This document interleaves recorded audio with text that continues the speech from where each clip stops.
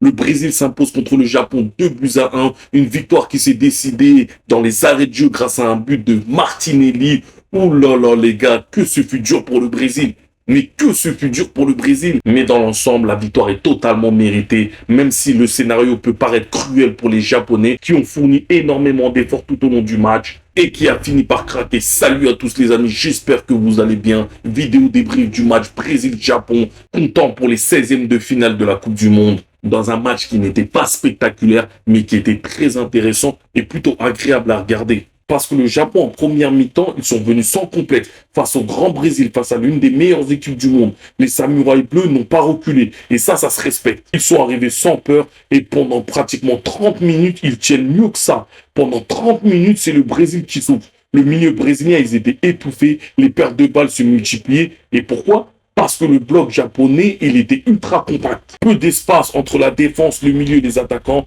Un contre-pressing intense, disciplinés, intelligents. Les Brésiliens ne trouvaient pas les espaces, ils n'arrivaient pas à produire leur football. Et à la demi-heure, le Japon les punit. Un but qui arrive au bon moment, une perte de balle dans l'axe du latéral droit brésilien, Danilo. Les 3 attaquants qui partent idéalement, qui attirent les défenseurs brésiliens. Le porteur de balle japonais, il a tout le jeu devant lui. Il peut avancer.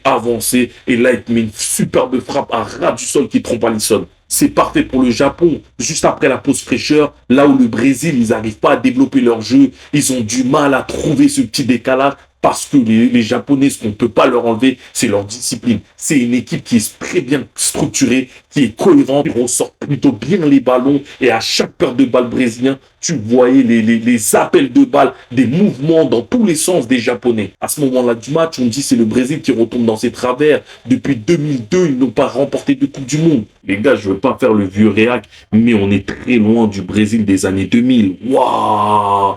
C'est incroyable comment cette sélection à la donne folle. Je suis désolé. Moi, j'ai connu le Brésil de 2002, Rivaldo, Ronaldinho, R9, c'était Joca Bonito. Non seulement il y avait des attaquants exceptionnels, mais ils avaient des grands latéraux. Le Brésil a connu des Marcelo, des Cafu, des Roberto Carlos, des Dani Alves. Et aujourd'hui, tu te retrouves en tant que latéral titulaire avec Douglas Santos à gauche et Danilo à droite. Je comprends pourquoi cette sélection dans la Coupe du Monde, qui est sa compétition normalement à la donne folle, tu te fais sortir en 2018 par un Belgique où en face, tu as un grand Eden Hazard et tu avais l'impression que c'était lui le Brésilien.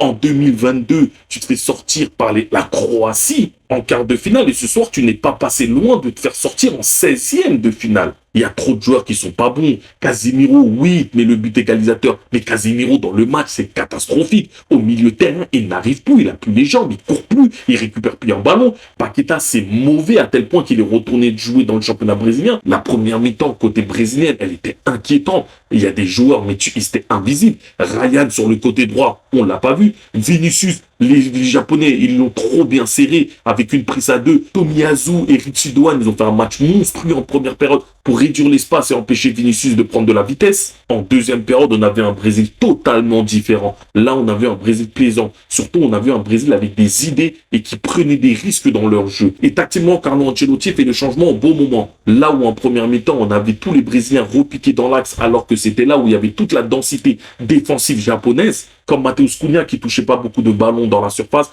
donc il dézonait un petit peu. Donc ça faisait que tout le monde était regroupé dans l'axe. Et quand il sort Paqueta qui s'est blessé pour faire rentrer Hendrick, là tu as un attaquant d'appui, tu as un attaquant de surface. Et là, à partir de ce moment-là, on a vu un jeu beaucoup plus ouvert parce que la défense japonaise ne défendait plus dans une zone, mais sur un joueur. Et là, ça a permis d'avoir des espaces. Il y avait plus de largeur dans le jeu brésilien, ce qui fait que la défense japonaise était plus étirée. Et Vinicius, qui repiquait beaucoup dans l'axe en première mi-temps, là, il était collé sur sa ligne de touche. Et quand Vinicius est sur son registre-là, c'est là où il est le plus dangereux. Ajoutez à ça la sortie de Paqueta en lieu et place de Hendrick, tu te retrouves avec un double pivot Casemiro, Bruno Guimaraes. Donc tu te permets d'avoir 4 attaquants, Vini, Cunha, Hendrick et Ryan. Et ça a posé énormément de problèmes tactiques à cette équipe japonaise parce que tu peux plus être condensé simplement dans l'axe. Ta manière de défendre change.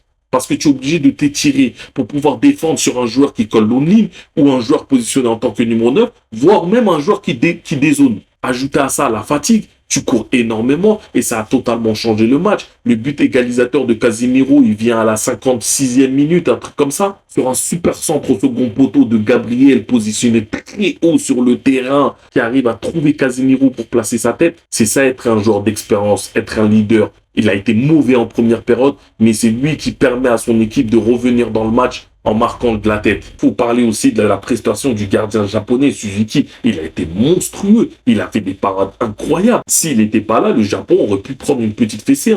Donc il a évité une humiliation pour son pays. Même sur le but victorieux du Brésil de Martinelli, les gars, il la touche. Ah, il n'était pas loin de la sortir. Après, le but dans sa conception est incroyable. Parce que Bruno Guimaraes, le caviar qu'il donne à Martinelli, Martinelli qui finit bien pour une fois, contrôle petit enroulé, et c'est ce qui permet de qualifier ce Brésil pour le tour prochain, les huitièmes de finale.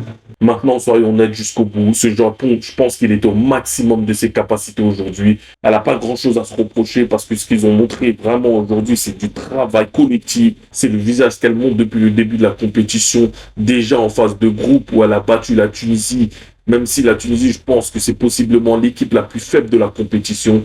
Ils avaient fait match nul contre la Suède et face aux Néerlandais, on se rappelle, ils avaient réussi à aller chercher l'égalisation en fin de match sur un coup de pied arrêté. Elle a dû faire aussi face à des blessures. Ils sont arrivés au bout de leurs ressources et ce soir, ils sont tombés face au Brésil et la marche était trop haute. Et d'ailleurs, le Brésil, avant ce match, n'avait pas vraiment eu d'adversaire sérieux, mis à part le Maroc peut-être, mais leur groupe était trop facile, trop tranquille pour eux. Aujourd'hui, face au Japon, tactiquement, ils ont souffert et ça, je le respecte vraiment. Ce Japon, il vient pas jouer sur les noms, sur les réputations. C'est pas Neymar, ce n'est pas des joueurs qui font rêver, mais ce sont des vrais travailleurs, des gars qui bossent. Et pendant 60 minutes, ils ont réussi à empêcher le Brésil de dérouler. Seulement, voilà, tenir un bloc défensif pendant 90 minutes face au Brésil, c'est un autre niveau de difficulté parce qu'à un moment donné, ils vont trouver les failles.